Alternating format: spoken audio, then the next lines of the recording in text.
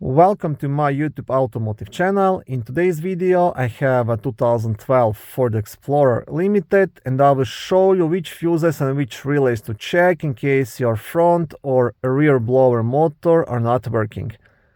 This video will apply to Ford Explorers made from 2011 all the way up to 2015.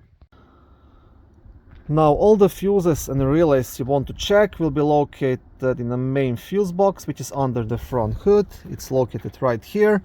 To lift the cover, you will have two black tabs here on the top. You want to press them at the same time and lift up.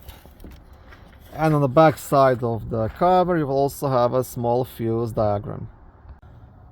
Okay, so the first fuse you want to check, it's a fuse number 18, which is a 40 amp fuse located up here, responsible for power to front blower motor.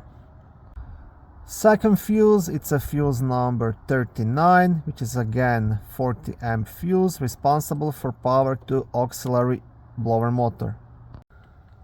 Next thing to check, it's a small 5 amp fuse. This is fuse number 89, responsible for power to front blower relay coil. Now we have one more 5 amp fuse, fuse number 93, which is again 5 amp fuse, also responsible for power to rear blower motor. And the last thing to check are the relays. Now relay number 32, this is your auxiliary blower motor relay, and relay number 34, this is your front blower motor relay.